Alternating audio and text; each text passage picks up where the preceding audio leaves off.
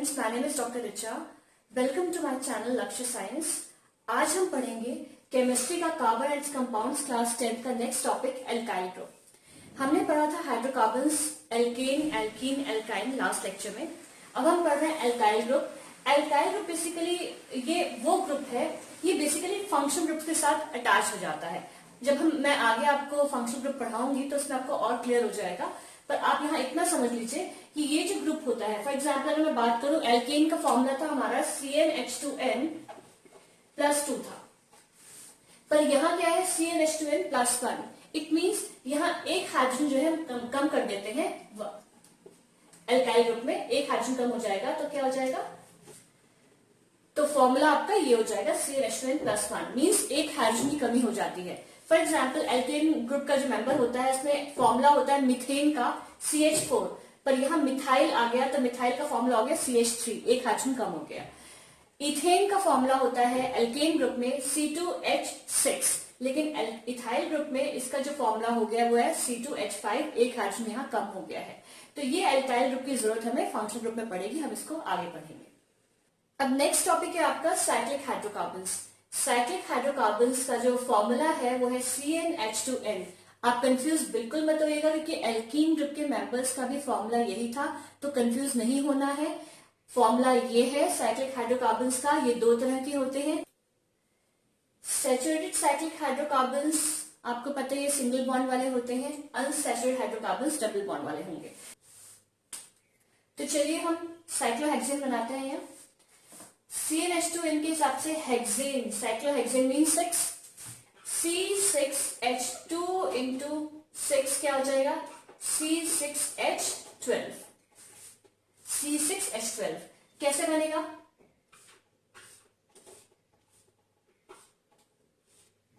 Carbon put करिए यहां सब जगह, तो कार्बन 6 हो गए, 1 2 3 4 5 6। हाइड्रोजन ऐसे पुट करिए, हाइड्रोजन हम ऐसे पुट करेंगे इसमें,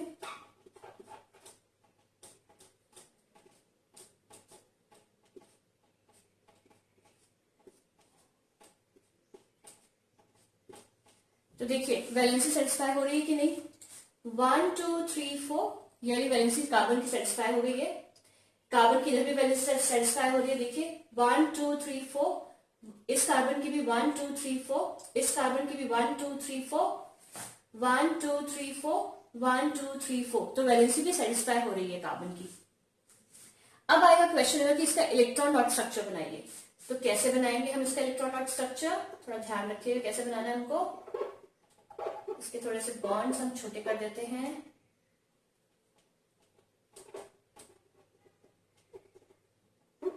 मैंने आपको बताया था पेंसिल से आप बनाइएगा, डॉट्स आप पेन से बनाइएगा। तो हम सारे जितने भी हैं ये हम क्या बना रहे हैं, इलेक्ट्रॉन्स बना रहे हैं।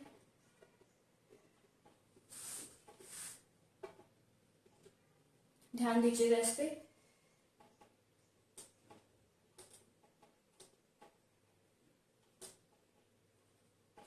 बहुत इजी हो जाता है अगर आप स्ट्रक्चर को ही इलेक्ट्रॉन डॉट स्ट्रक्चर में कन्वर्ट कर दे तो आपको हौच पौच बिल्कुल नहीं होगी इलेक्ट्रॉन डॉट स्ट्रक्चर बनाने में।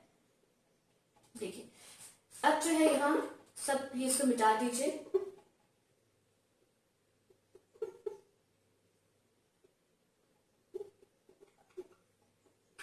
इस तरीके से हम इसको मिटा देंगे।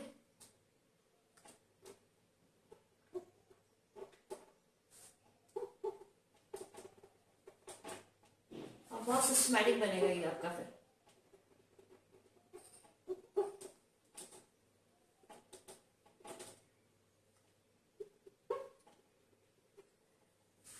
आपको समझ में आ रहा होगा। अब हम कैसे बनाएंगे देखिए, चलिए यहाँ क्लियरली इसको दिखाते हैं क्योंकि इसमें थोड़ा सा स्पेस कम था, यहाँ हम दिखाते हैं कैसे इलेक्ट्रॉन डॉट स्ट्रक्चर बनेगा इसका।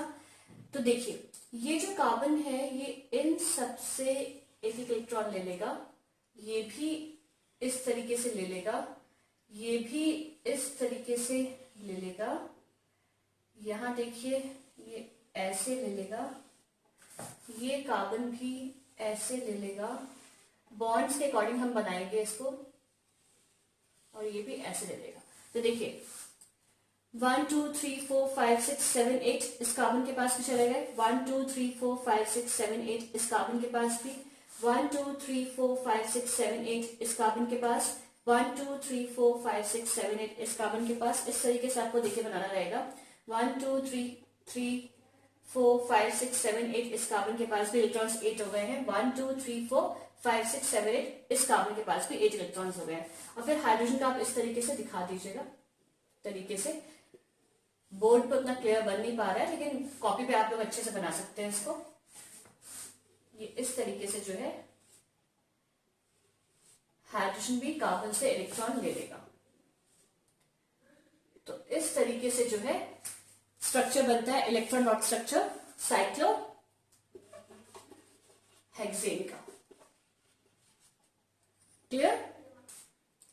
तो जो मैंने इसमें बॉन्ड्स दिखाए थे वो आप मिटा दीजिएगा पेंसिल से बना के साइक्लोहेक्सेन में, बाकी डॉट स्ट्रक्चर जो आपका प्रॉपर दिखे ताकि। अब नेक्स्ट है आपका बेंजीन। बेंजीन जो है सेकेंड यानी अनसैचुरेटेड जो हमने बताया था, अनसैचुरेटेड साइक्लिक हाइड्रोकार्बन कौन सा था? बेंजीन। बेंजीन का फॉर्मूला होता है C6H6। ये आपको याद करना रहेगा। C6H6 जो है बेंजीन का फॉर्मूला होता है। और ये किस तरीके से बनता है?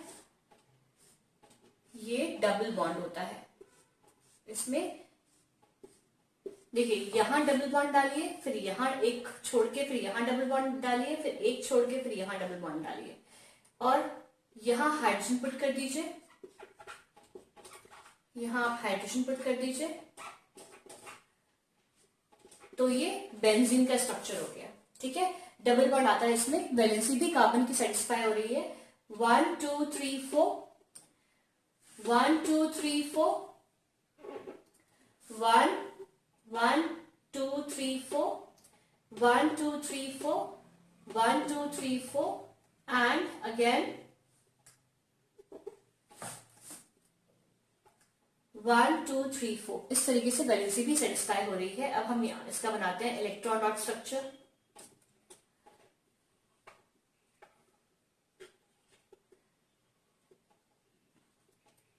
ऐसे आप डॉट्स बना लीजिएगा सब जगह।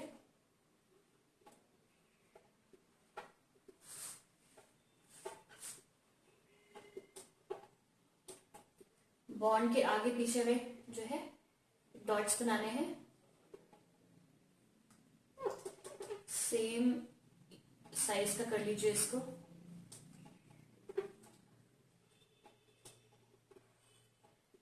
अब देखिए ये वाला जो कार्बन है ये कैसे करेगा? ये ऐसे शेयरिंग शो करेगा। ये कार्बन भी ऐसे शो करेगा, ये कार्बन भी ऐसे शो करेगा, ये कार्बन भी ऐसे देखिए शो करेगा।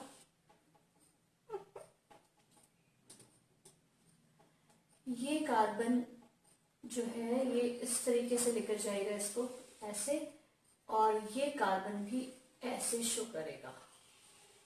ठीक है, तो देखिए इस कार्बन के पास में कितने चले गए इलेक्ट्रॉन्स? 1 2 3 4 5 6 7 8। इस सर्कल में यानी इस कार्बन की बात हो रही है 1 2 3 4 5 6 7 8। इस सर्कल में भी इस कार्बन को देखिए 1 2 3 4 5 6 7 8। इस सर्कल में, इस वाले सर्कल में भी देखिए कार्बन को 1 2 3 4 5 6 7 8। इसके पास भी 8 इलेक्ट्रॉन्स। इस कार्बन के पास भी 1 2 3 4 5 6 7 8, और इस कार्बन के पास भी 1 2 3 4 5 6 7 8। तो कार्बन जो है हर कार्बन के पास 8 इलेक्ट्रॉन्स हो चुके हैं, और हाइड्रोजन इससे ले लेगा इस तरीके से। इस तरीके से हाइड्रोजन इलेक्ट्रॉन्स ले लेगा। अगर आप पेंसिल से बनाएंगे तो बहुत अच्छा है, तो आप इजीली इसको रब कर सकते हैं और इलेक्ट्रॉन डॉट स्ट्रक्चर को प्रॉपर उभर के आ जाएगा। अब नेक्स्ट टॉपिक है आपका आइसोमर्स। आइसोमर्स हम किसको बोलते हैं? वो ऑर्गेनिक कंपाउंड जिसका मॉलिक्यूलर फॉर्मूला तो सेम है बट स्ट्रक्चर्स डिफरेंट बनते हैं। फॉर एग्जाम्पल अगर हम बात करें कि आपके कोर्स में जो है वो है ब्यूटेन। ब्यूटेन का फॉर्मूला क्या होता है? C4H10। तो ये इसका फॉर्मूला है C4H10। अभी कंपाउंड बनेगा कैसे? ये दो तरीके से बनता है। एक बनेगा ये, देखिए वैलेंसी सेटिस्फाई कर दीजिए कार्बन की। तो 1 2 3 4 1 2 3 4 1 2 3 4 1 2 3 4 हाइड्रोजन पुट कर दीजिए हर जगह। हाइड्रोजन हम इस तरीके से पुट कर देंगे हर जगह। तो इसका नाम क्या हो गया, या तो आप इसको ब्यूटेन बोल दीजिए, अदरवाइज हम लिखते हैं नॉर्मल ब्यूटेन। क्या लिखते हैं, नॉर्मल ब्यूटेन। तो एक तो स्ट्रक्चर इसका ये हो गया नॉर्मल ब्यूटेन का। दूसरा स्ट्रक्चर जो बनेगा वो क्या बनेगा, देखिए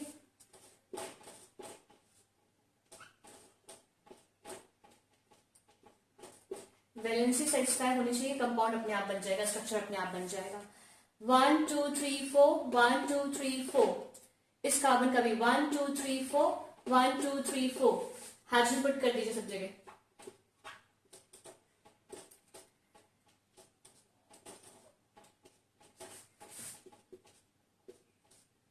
तो देखिए कार्बन कितने हैं, 4 1 2 3 4। हाइड्रोजन कितने हैं, 10। 3 + 3 6 और +4 10। ठीक है, तो ये देखिए C4H10 फॉर्मूले में पुट हो रहा है, फॉर्मूला इसका सेम वही बन रहा है पर स्ट्रक्चर डिफर कर गया।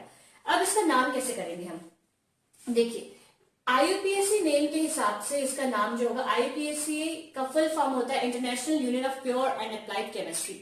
तो इसमें क्या है, इसके अकॉर्डिंग अगर हम देखें तो देखिए अगर मैं नंबरिंग यहां से करूं 1 2 3 या नंबरिंग यहां से करूं 1 2 3, तो हमें ऐसा करना है कि लोएस्ट कार्बन रूल फॉलो होता है नॉमेनक्लेचर के अकॉर्डिंग। मैं आपको नॉमेनक्लेचर अलग से नहीं पढ़ाऊंगी क्योंकि बहुत कम दिया है एनसीईआरटी में, 10th की एनसीईआरटी में नॉमेनक्लेचर, तो हम यही समझ लेते हैं बेसिकली होता क्या है नॉमेनक्लेचर। तो देखिए अगर मैं नंबरिंग यहां से कर रही हूं 1 2 3 या नंबरिंग मैं यहां से कर रही हूं 1 2 3, तो हमें लोएस्ट नंबर ऑफ कार्बन देखना है। लोएस्ट नंबर ऑफ कार्बन पे हमारा ये सब्स्टिट्यूएंट अटैच होना चाहिए। तो लोएस्ट नंबर यहाँ 2 आ रहा है, चाहे मैं यहां से काउंट करूं चाहे मैं यहां से काउंट करूं, नंबर 2 ही आ रहा है वो। तो सेकंड नंबर ऑफ कार्बन पे कौन सा ग्रुप है, ये CH3 कौन सा ग्रुप है, मैंने आपको एल्काइल में पढ़ाया था CH3 होता है मिथाइल ग्रुप। एल्काइल में मैंने आपको बताया था कि CH3 होता है मिथाइल ग्रुप। तो इसका नाम क्या हो जाएगा, IUPAC नेम इसका हो जाएगा। सबसे पहले हम क्या लिखेंगे, किस नंबर पे वो सब्स्टिट्यूएंट अटैच्ड है।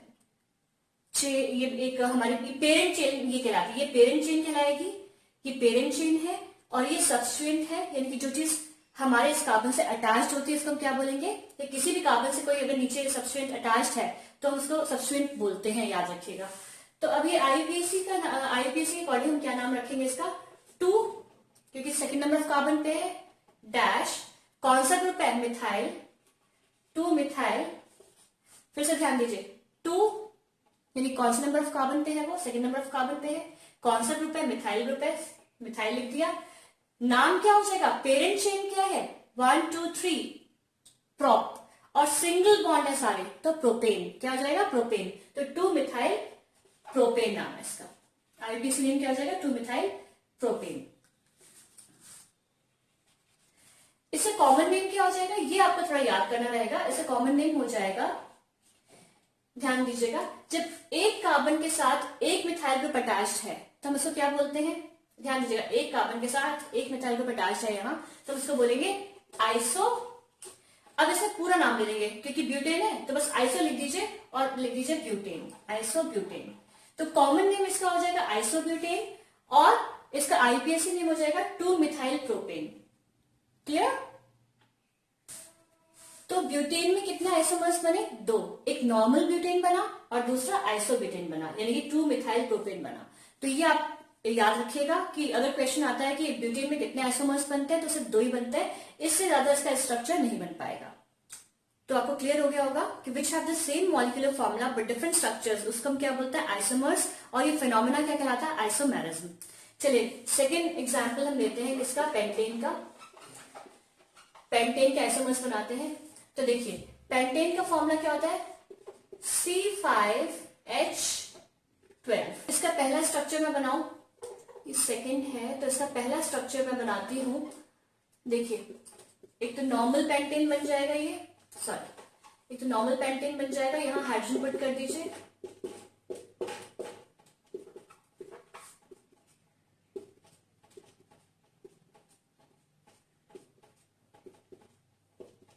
यहाँ हम हाइड्रोजन पुट कर देंगे। तो देखिए 1 2 3 4 5 कार्बन हो गए। हाइड्रोजन कितने हो गए?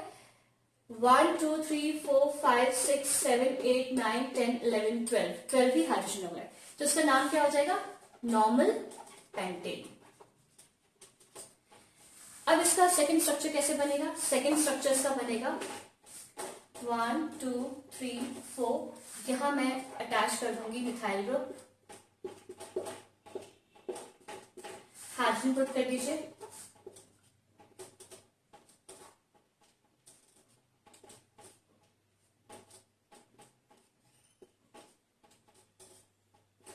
ये देखिए हाइड्रोजन हमने पुट कर दिया। तो कार्बन कितने हैं? 5 1 2 3 4 5 कार्बन हो गए। हाइड्रोजन कितने हो गए? 12 1 2 3 4 5 6 7 8 9 10 11 12 ही इसके हाइड्रोजन हो गए। तो इसका नाम क्या हो गया? मैं आपको बताया था कि हम नेमिंग कैसे करते हैं। आईयूपीएसी नेम क्या हो जाएगा इसका? मैं नंबरिंग यहां से कर रही हूं 1 2 3 4, या नंबरिंग मैं यहां से करूं 1 2 3 4। तो लोएस्ट कार्बन रूल के हिसाब से सेकंड नंबर ऑफ कार्बन मैं ये वाला यानी कि मानूंगी इस तरीके से जो हम चले हैं, मैं ये वाला मानूंगी कि सेकंड नंबर ऑफ कार्बन पे क्या है? हमारा मिथाइल ग्रुप है। तो हम क्या लिखेंगे? 2 मिथाइल और पेरेंट चेन क्या है? 1 2 3 4 ब्यूट, सिंगल बॉन्ड ब्यूटेन। क्या हो जाएगा? ब्यूटेन। 2 methyl butane. इसका कॉमन नेम क्या है? कॉमन नेम इसका हो जाएगा, एक कार्बन के साथ जब एक मिथाइल ग्रुप मैंने बताया था अटैच रहेगा तो हम क्या बोलेंगे इसको? Iso pentane. पूरा नाम हो जाएगा इसका तब आइसो पेंटेन। तो मेरे ख्याल से आपको क्लियर हो गया होगा बिल्कुल कि ये क्या कहलाएगा? Iso pentane. पूरा नाम तब हम लिखेंगे पेंटेन का, बस आइसो आपको आगे लगाना रहेगा। तो common name is iso pentane. IUPAC name is 2 methyl butane. Clear? तो ये दो इसके स्ट्रक्चर्स हो गए। एक स्ट्रक्चर इसका और बनता है। अब नेक्स्ट स्ट्रक्चर इसका क्या है?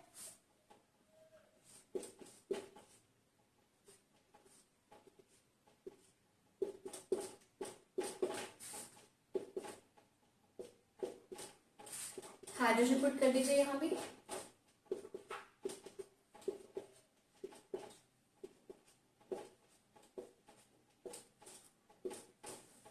तो देखिए कार्बन कितने हुए? 5। तो 1 2 3 4 5। हाइड्रोजन कितने हुए? 12। तो 1 2 3 4 5 6 7 8 9 10 11 12। तो हाइड्रोजन भी इसके कितने हो गए? 12। तो स्ट्रक्चर डिफर कर गया लेकिन फॉर्मूला वही है। नाम क्या लिखेंगे हम इसका? नंबरिंग में कर रही हूं 1 2 3 1 2 3। तो सेकेंड नंबर ऑफ कार्बन पे हमारे देखिए दो मिथाइल ग्रुप आ रहा है, एक ये है और एक ये है। सेकेंड नंबर ऑफ कार्बन पे दो मिथाइल ग्रुप आ रहा है, एक ये मिथाइल ग्रुप है और एक ये मिथाइल ग्रुप है। तो आईयूपीएसी नेम कैसे लिखेंगे हम? देखिए 2, क्योंकि हमें दोनों का मिथाइल ग्रुप शो करना है, तो 2, डाई मतलब दो। तो डाई कौन सा ग्रुप है? मिथाइल। पेरेंट चेन क्या है? 1 2 3 प्रोपेन। तो 2 डाई मिथाइल प्रोपेन, ये इसका नाम हो गया आईयूपीएसी नेम। अब कॉमन नेम क्या हो जाएगा इसका? कॉमन नेम इसका हो जाएगा, याद करिएगा, अगर एक मिथाइल के साथ हम ऐसे इजी हो जाएगा याद करने में कि दो मिथाइल ग्रुप अटैच रहते हैं, एक के साथ अगर दो मिथाइल ग्रुप अटैच रहते हैं तो इसको क्या बोलते हैं? इसको बोलते हैं नियो पेंटेन। तो आइसो में क्या था? एक कार्बन के साथ एक मिथाइल ग्रुप अटैच था, यहां दो मिथाइल ग्रुप अटैच है ना? तो याद रखिए इसको हम बोलेंगे नियो पेंटेन। तो याद रखिएगा इससे पहले जो हमने ब्यूटेन पढ़ा था, ब्यूटेन के दो ही स्ट्रक्चर्स बनते हैं, नॉर्मल ब्यूटेन एंड आइसोब्यूटेन। लेकिन पेंटेन के कितने स्ट्रक्चर्स बनेंगे? 3। कौन कौन से? Normal pentane, isopentane and neopentane. तो ये जो है स्ट्रक्चर्स ये आपके कोर्स के ही है, इससे ज्यादा नहीं पूछा जाएगा कोर्स में, क्योंकि यही दो स्ट्रक्चर्स आपके यहाँ बताए गए हैं। तो क्लियर हो गया होगा मेरे ख्याल से आपको। ये जो भी आपको डाउट आए कमेंट बॉक्स में आप बिल्कुल पूछ सकते हैं।